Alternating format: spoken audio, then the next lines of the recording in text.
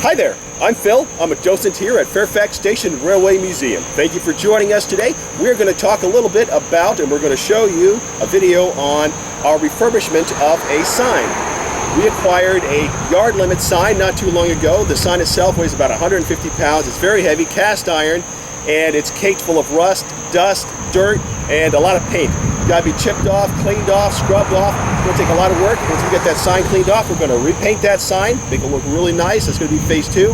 And then finally, once that sign is ready to be posted, we're going to build a post for it, dig a deep hole, and we're going to post it right here behind us. And so we have a nice yard limit sign coming our way, and we're going to show you what we did to get there. All right, so here we are in phase 1 of the cleaning up the yard limit sign. Well, first thing I guess we could talk about is what is a yard limit? A yard limit sign is a regulatory sign that starts and ends within a train yard. Specific rules of the train yard apply. For example, some train yards require the speed of the locomotive goes to be 15 miles an hour, some 20. Usually 15 is about the average. Others have a rule which is you have to go the speed of about half, you have to be able to brake within half of your line of sight. So if you can see for 1 mile, you have to be able to brake within a half a mile's distance. So yard limit defines the beginning and ending of that section of track. So what we're going to be doing is cleaning off all the dirt clogs, all the paint chips that have been on here, the paint that's on here that have been, I guess, scoured over the years, as well as the dirt. This sign has been sitting outside for probably 30, 40 years, and, well, we're going to clean it off. Got a couple of tools. I'm going to use a wire brush to go through and do a good scrubbing first to make sure all the dirt clogs are taken off and a lot of the big rust is taken out. We're going to have some specific wire brushes and a scraper to scrape off, again, in between the letters, as well as a little scraper to scrape off any of the chips of paint that we come across. And then we're going to have a little sander. Once we get that kind of cleaned off, we have a drill that I'll show you later, and the drill will go through and it'll be doing a much finer job, and we'll get down to the actual cast iron. So starting off, again, the sign's very heavy. I have it propped up. We'll hope it lasts. But we have our wire brush, and we're just going to scrub a bit.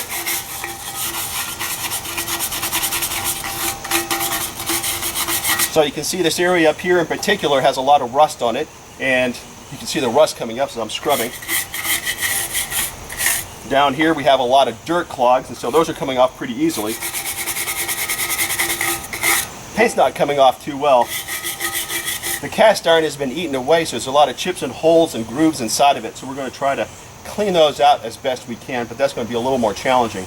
Once we get, again, all the paint off it, all the dirt off it, and the dirt will come off fairly quick. The paint's going to be a little bit more challenging, and then getting the rust off is going to be very hard. We'll go through, and we're going to have a couple of methods that we're going to use. First, like I mentioned, we're going to use a wire drill, and we're going to drill as much as we can down to the cast iron, but we're going to still have pockets of rust in there, so we're going to submerge this into a small vat of apple vinegar. And that apple vinegar is just a ancient recipe for removing rust. It's very good for cast iron, skillets, and stoves, and we're going to see how well it works on this cast iron. So I'm going to keep working at it. Come back in just a minute.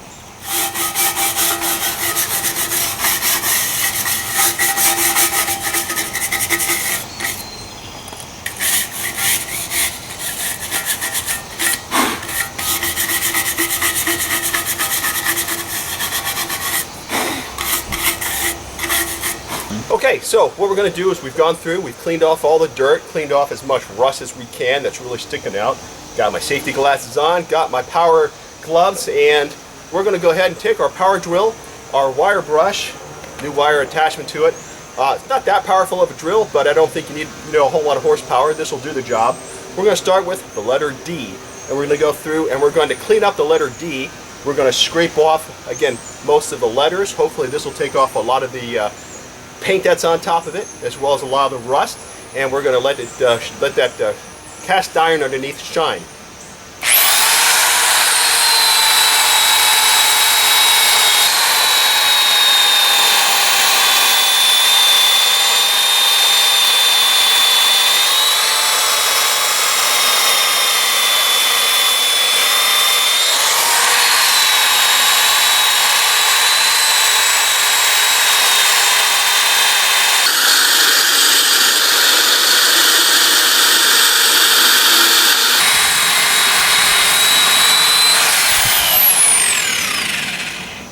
I think that's working really well, actually. I'm actually seeing a lot of shininess right now, so we're getting a lot of the paint off.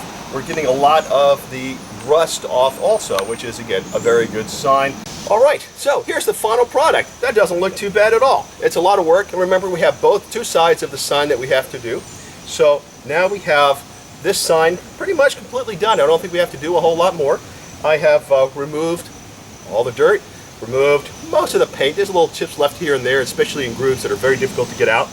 There's still some rust stuck in some of the corners and again in some of the grooves, as well as a little inlet here. And so what I'm going to do now is I'm going to go ahead and submerge it in my solution of vinegar, which I'll demonstrate in just a second. Until then, again, this is a lot of work. It took probably about 2 full days of just using the drill and going through and cleaning out all the letters, cleaning out all the areas that needed a lot of work. But as you can see, the finished product is very nice. Now we're ready to, again, soak it in our solution, take it out there and start phase 2, which is painting it.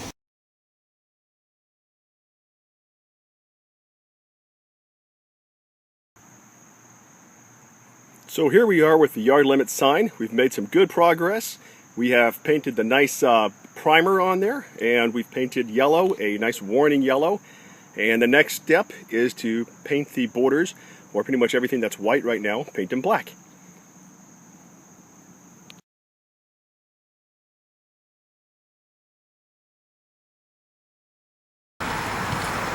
So the next step, we've already obviously completed, is to cut the post out. So we got an 6" by 6" by 8 feet long post. It's a little heavy, but just got at a local hardware store.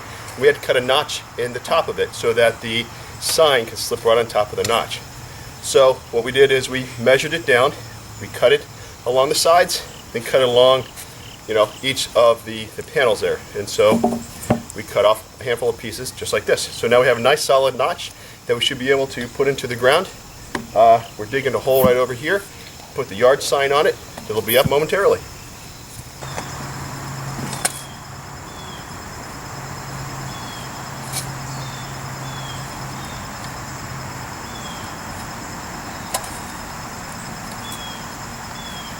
So we've now dug a hole.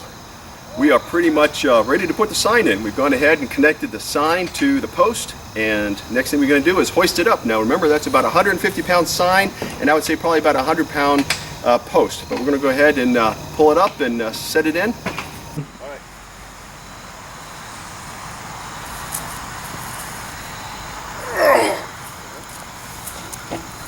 Awesome. I assume that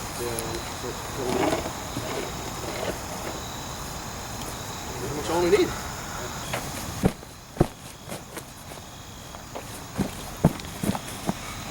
Should be able to let it go now. Hey, look at that. Woohoo!